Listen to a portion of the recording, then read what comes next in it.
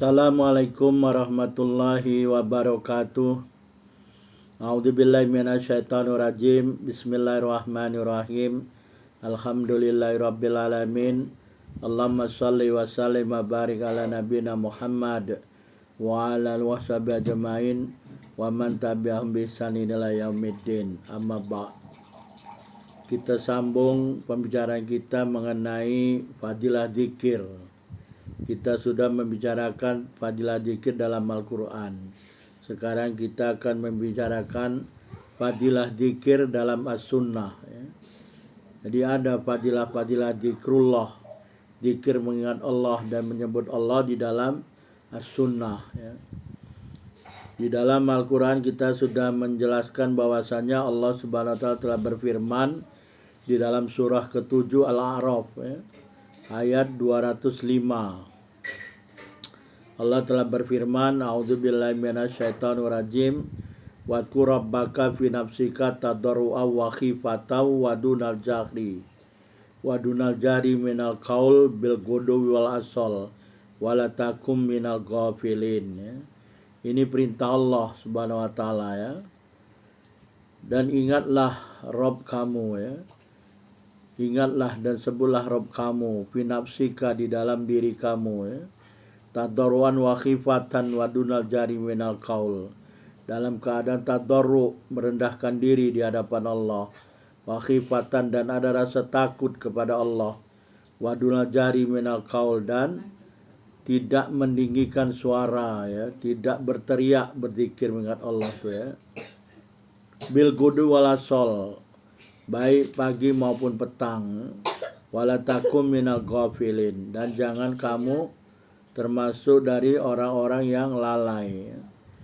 Jadi apa bedanya orang yang berzikir, zikrullah, mengingat Allah, banyak mengingat Allah, dan orang-orang yang lalai, ya? Ini dijelaskan di dalam As-Sunnah, dijelaskan dalam Sunnah Rasulullah SAW, ya. Perbedaan antara orang-orang yang senantiasa zikrullah, berzikir mengingat Allah, ya, pagi dan petang, ya, dalam setiap masa, tidak hanya pagi dan petang, ya. Zikrullah ini dalam setiap saat kalau bisa, ya. Ini merupakan ciri-ciri orang yang tidak lalai, ya. Jadi kalau apa bedanya zikirullah, orang-orang yang senantiasa mengingat dan menyebut Allah, dengan orang-orang yang lalai yang tidak mau berzikir mengingat Allah, ya. Jadi ini keutamaan zikrullah di antara orang-orang yang lalai. Ini hadis yang pertama yang kita sebutkan tentang fadilah zikir, ya, fadilah zikrullah. Jadi ada keutamaan zikrullah, ada keutamaan orang-orang yang senantiasa menyebut dan mengingat Allah, ya, dibandingkan orang-orang yang lalai. Jadi ada perumpamaan yang disebutkan oleh Rasulullah SAW. Ya, hadis ini diriwayatkan dari Abdullah bin Umar radhiyallahu anhu, ya. Beliau mengatakan Rasulullah SAW bersabda, "Dzakirullahi fil ghafilin mithlul ladzi yuqatilu anil farin, wa dzakirullahi fil ghafilin mithlu syajaratil khadra, ya, khadra fi wasati syajaril ladzi qad takhatta waraqah." Ya. Jadi maksudnya, ya, Rasulullah SAW telah bersabda, dzakirullah, orang-orang yang senantiasa menyebut dan mengingat Allah, fil ghafilin, di tengah-tengah orang yang lalai, ya. Jadi ini perumpamaan yang dibuat oleh Rasulullah SAW tentang orang yang senantiasa zikrullah, menyebut dan mengingat Allah di tengah-tengah atau di dalam keramaian orang-orang yang lalai, ya. Itu seperti apa? Mithlul ladzi yukutilu anil farin, ya. Itu seperti orang-orang, ya, yang berperang membela orang-orang yang melarikan diri, ya. Jadi seperti orang-orang yang yukutilu anil farin, ya, orang yang berperang, ya, daripada orang-orang yang melarikan diri, ya. Jadi ini perumpamaan orang-orang yang berzikir, senantiasa berzikir, dibandingkan dengan orang-orang yang lalai, ya. Jadi kalau kita berzikir di tengah-tengah orang yang lalai, kata Rasulullah itu seperti orang-orang yang berperang di medan perang, jihad fisabilillah untuk menegakkan kalimat Allah, ya, dibandingkan dengan orang yang lari dari perang. Ya. Ada kan orang-orang yang lari dari perang, medan perang, ini dosa besar. Ya. Jadi orang-orang yang lalai ini juga termasuk orang yang berdosa, ya, tidak mengingat Allah. Ya. Cara mengingat Allah itu yang paling utama adalah sholat. Ya. Jadi perumpamaan orang-orang yang berzikir di tengah-tengah orang yang lalai itu seperti orang yang berperang di medan perang, ya, daripada orang yang lari dari medan perang. Ya. Itu perumpamaan yang pertama. Perumpamaan yang kedua, wadakirullah fil ghafilin mithlu syajaratil khadra fi wasati syajari ladzi qad takhatta waraqah. Dan orang-orang yang berzikir mengingat Allah, ya, orang-orang yang senantiasa menyebut dan mengingat Allah Subhanahu wa taala di tengah orang-orang yang lalai, ini kata Rasulullah mithlu syajaratil khadra, seperti pokok yang hijau, ya. Pokok yang hijau fi wasati syajar, di tengah-tengah pokok-pokok alladzi qad takhatta waraqah, yang daun-daunnya itu telah kering, ya. Jadi hebat sekali, ya, Masya Allah. Jadi perbandingannya orang-orang yang senantiasa berzikir itu bagaikan pohon yang hidup, yang hijau, tumbuh subur di tengah-tengah pokok-pokok yang telah mengering, ya, daun-daunnya mati dia. Ya. Jadi ini perumpamaan yang sangat hebat yang diberi contoh oleh Rasulullah SAW. Yang pertama tadi, orang yang zikrullah ya, di tengah-tengah orang yang lain seperti orang yang berperang di medan perang, ya, daripada orang yang lari dari medan perang. Ya. Jadi kalau orang yang berzikir itu seperti orang yang berperang sungguh-sungguh, ya, menegakkan kalimat Allah, dibanding orang-orang yang lalai, yang lari dari medan perang. Lalai dan lari, kewajibannya kan berperang, lari dia, lari dari medan perang, dosa besar, ya. Kemudian yang kedua, orang-orang yang berzikir ini dia bagaikan pokok yang hidup, hijau, tumbuh subur, ya. Dibanding orang-orang yang lalai itu seperti pokok-pokok yang mati, kering daunnya, kering kerontang, ya. Kalau kita lihat seperti di pada musim gugur, ya. Coba kita bayangkan di tengah-tengah daun-daun yang sudah mengering, kuning, ya, kering, bukan kuning lagi warnanya, ya, sudah seperti light brown, ya, coklat gitu, ya, udah tak ada lagi warna hijaunya gitu, ya. Kuning pun tidak, merah pun tidak, sudah mati dia, kering lah, daunnya berguguran ntar lagi, ya. Itu bagaikan seperti itu orang-orang yang lalai, ya. Jadi orang-orang yang senantiasa zikrullah ini hidup, dia tumbuh subur seperti pokok yang tumbuh subur, ya. Orang yang lalai kayak pokok mati, ya. Naudzubillah. Sama, ya, orang-orang yang berzikir itu kolbunya hidup. Tapi begitu orang-orang yang tidak berzikir, kolbunya mati, ya. Ini bisa dilihat di dalam Sunan Al-Baihaqi dalam Al-Jami'.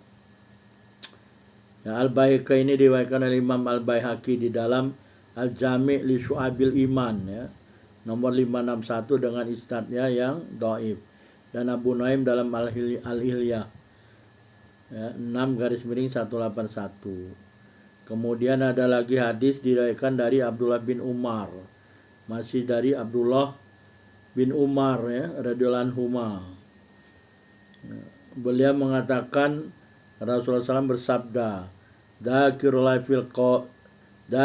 fil ghafilin kal misbahi fil baitil mudlim, ya. Maksudnya Rasulullah telah bersabda, orang-orang yang senantiasa mengingat dan menyebut Allah Subhanahu wa taala, zikrullah, ya, fil ghafilin, di tengah orang-orang yang lalai, ini kal misbahi fil baitil mudlim. Nah, ini bagaikan lampu di lampu di dalam rumah yang gelap gulita, ya. Jadi bayangkan lampu yang rumah yang gelap gulita ini bagaikan orang-orang yang lalai. Gelap gulita ya, nggak ada cahaya. Ya, nggak ada cahaya di dalam kolbunya, cahaya di lidahnya, ya, cahaya di muka-muka mereka. Ya, bagaikan lampu di tengah rumah yang gelap gulita. Ya. Rumah yang gelap gulita ini rumah yang tidak ada cahaya, jadi sama dengan orang-orang yang lalai. Tidak ada lagi cahaya di dalam badannya, jasmaninya maupun rohaninya. Ya. Jadi bagaikan rumah yang gelap gulita.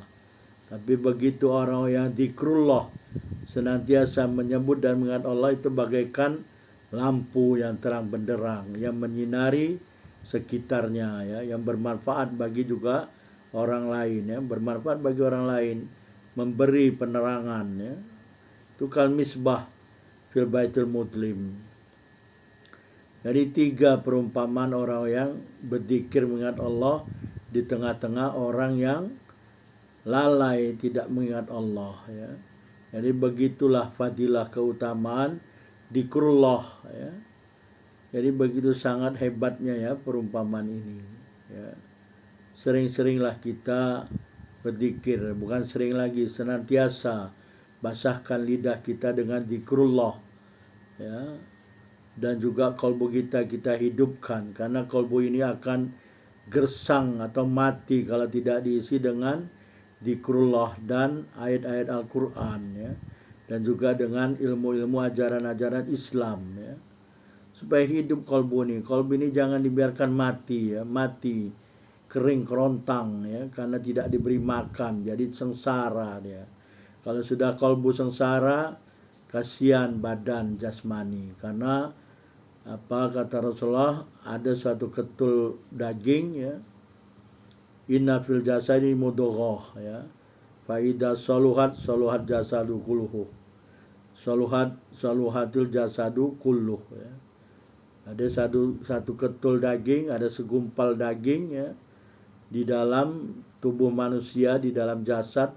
Apabila dia soleh, dia baik, maka baiklah seluruh jasad, ya. Wa idza fasadatil jasadu kulluh, ya. Fasadal jasadu kulluh, ya. Jadi diulang, kata Rasulullah, inna fil jasadi mudghah wa idza saluhal jasadu kulluh wa idza fasadal jasadu kulluh, ya. Jadi kata Rasulullah, seenggaknya di dalam jasad badan seorang itu ada segumpal daging, ya, yaitu kolbu. Apabila dia sehat, benar, baik, maka baiklah seluruh badan. Tapi begitu dia rusaklah seluruh badan. Inilah kita hidupkan kolbu kita supaya kolbu itu akan sehat dan baik, sehingga dapat menerangi anggota-anggota badan kita, seluruh badan ini, ya, supaya tunduk dan taat kepada Allah, supaya senantiasa zikrullah, ya. Wallahu a'lam, ya. Subhanakallahumma wa bihamdika asyhadu an la ilaha illa anta astaghfiruka wa atubu ilaik. Wabillahi taufiq wal hidayah. Wassalamualaikum warahmatullahi wabarakatuh.